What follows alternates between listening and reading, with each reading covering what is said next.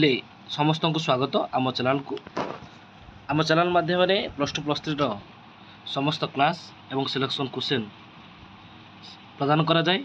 आज काउंसिल परीक्षार जो अर्थनीति विषय अच्छे चिंता करिवार नहीं।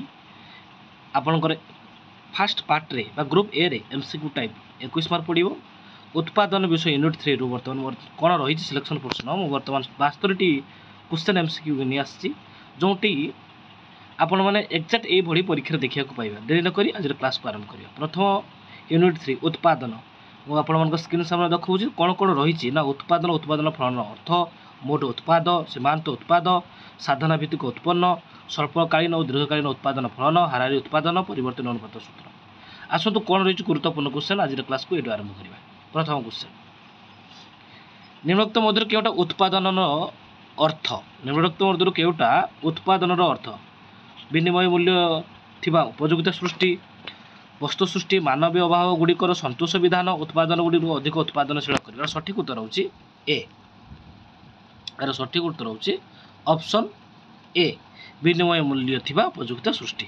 परवर्ती क्वेश्चन सेतेबेला हाराहारी उत्पादन सर्वाधिक हुए जेतेबेला हाराहारी उत्पादन सर्वाधिक हुए सेतेबेला हाराहारी उत्पादन और सीमांत उत्पादन मध्य कौन संपर्क थाए कौन संपर्क थाए पिला माने हाराहारी उत्पादन ऑप्शन ए हो सठिक उत्तर। परवर्ती क्वेश्चन कौन रही निम्नलिखित मध्य केउं साधनर आय ऋणात्मक हो पारे। आर सठिक उत्तर होची श्रम श्रम। गुरुत्वपूर्ण क्वेश्चन उत्पादन अर्थ कौन वस्तु सृजन उपयोगिता सृजन उत्पादन गुड़ी को अधिक कर्मशील करवा ना मनुष्यर अभाव गुड़ी को संतोष विधान करवा। आर सठिक उत्तर होची उत्पादन अर्थ उपयुक्त सृजन। गुरुत्वपूर्ण क्वेश्चन। परवर्ती क्वेश्चन निम्नोक्त मध्यरु कौन पचारा पिला माने निम्नोक्त मध्य केउं गुड़िक मोट घरोई पुंजी गठन उपादान नवनिर्माण परिसर संपत्तिर व्यय नूतन जंत्रपाति कल कब्जा जनित व्यय भंडारी पोखरी आर ऑल ऑफ द अबव अछि पूरा उपरोक्त लक्त समस्त ऑप्शन डी 5 नंबर सठिक उत्तर हो ऑप्शन डी। परवर्ती क्वेश्चन उत्पादन परिवर्ती परिव्यय कौन उत्पादन परिवर्ती परिव्यय कौन यार सठिक उत्तर होची डी 6 नंबर डी। समस्त उत्पादन साधन द्वारा एक निर्दिष्ट समय उत्पादित द्रव्यर सामग्रिक परिमाण को कौन कह जाए मोट उत्पादन अर्थात यहाँ मोट उत्पादन संज्ञा। परवर्ती क्वेश्चन कौन कही अच्छा परवर्ती क्वेश्चन होची कौन कहला रे पिला माने साधारण एकक पिछा उत्पादन परिमाण जेतिक हुए ताको कौन कह जाए ताको कौन कह जाए ताको पूरा हाराहारी उत्पादन ऑप्शन सी। प्रांतीय उत्पाद आकलन करने सूत्र कौन मोट उत्पादन ऑप्शन बी राइट आंसर। परवर्ती क्वेश्चन कौन अच्छे देखा। परवर्ती क्वेश्चन गुरुत्वपूर्ण क्वेश्चन प्रांतीय उत्पादन शून्य हेले मोट उत्पादन कौन हुए प्रांतीय उत्पादन बा प्रांतीय उत्पादन शून्य हेले मोट उत्पादन कौन हुए रे सर्वाधिक हुए ऑप्शन ए सठिक आंसर। परवर्ती क्वेश्चन प्रांतीय उत्पादन ऋणात्मक हेले मोट उत्पादन कौन हुए मोट उत्पादन ह्रास पाए option C right answer. B विनिमय उद्देश्य द्रव्य सेवा सृष्टि करने को कौन कह जाए रे आर सठिक उत्तर होची उत्पादन। परवर्ती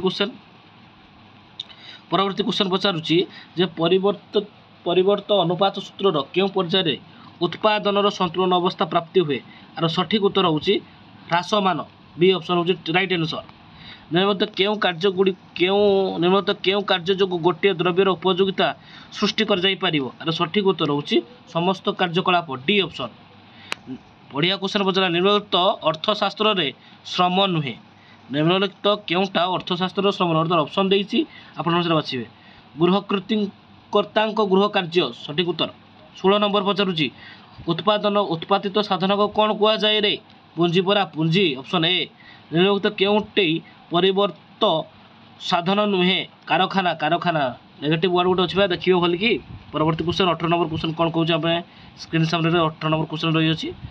परवर्ती क्वेश्चन उत्पादन साधन और उत्पाद मध्य वैश्विक संपर्क कौन कह जाए आर सठिक उत्तर होची पूरा उत्पादन फलन ऑप्शन ए। उत्पादन फलन को क्यों भितर स्वल्पकालीन उत्पादन फलन और दीर्घकालीन उत्पादन फलन विभक्त करा जाए आर सठिक उत्तर होची समय।